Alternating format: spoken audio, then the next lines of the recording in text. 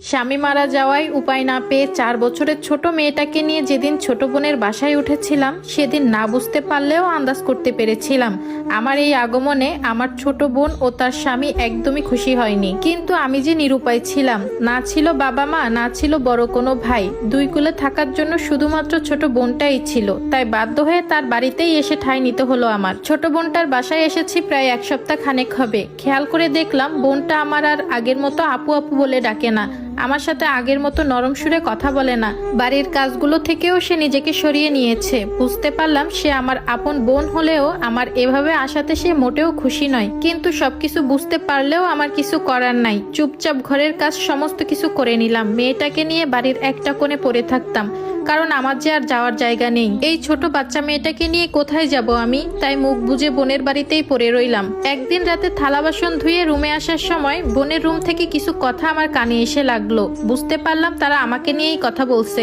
শোনাটা ঠিক হবে না, তাও অবাধ্য মন তো আর মন মানে না। তাই দরজার কাছে দাঁড়িয়ে শুনতে লাগলাম তাদের কথা। আমার বোনের স্বামী বলে উঠলো, নীলা, তোমার বোন এই বাড়ি থেকে কবে যাবে বলো তো? কতদিন হলো এ বাড়িতে এসেছে, এখনো এখানেই পড়ে আছে। তোমার বোনের জন্য এখন এ বাড়িতে থাকতেও আমার অস্বস্তি হয়। আর তোমার বোন আমাদের বাড়িতে আছে, যার কারণে আমার বোন আর তার স্বামী এখন আর বেড়াতেও আসতে পারে না। আমার বোনের শ্বশুর বাড়ির লোকেরা যদি একথা জানে তাহলে তারা কি মনে করবে একবার ভেবে দেখেছো? তখন আমার বোন বলে উঠলো, আহ তুমি একটু আস্তে কথা বলো তো, আপু শুনতে পাবে।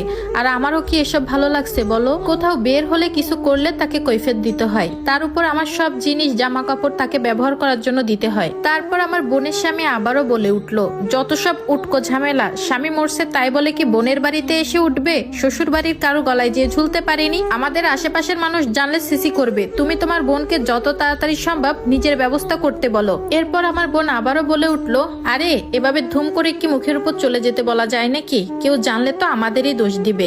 না পারছে গিলতে, না পারতেছি সইতে, ধুর যত সব ঝামেলা আমার ঘাড়ে এসেই ঝুলে। তারপর আর কিছুই শুনতে পেলাম না। হয়তো দুইজন ঘুমিয়ে পড়েছে। খেয়াল করে দেখলাম চোখ থেকে আমার পানি পড়তেছে। চোখের পানি কিছুটা মুছে হাসি মুখ বজায় রেখে রুমে ফিরে এলাম। দরজা ঠেলে ভেতরে এসে দেখি আমার 4 বছরের ছোট্ট মেয়েটা বিছানায় বসে খেলছে।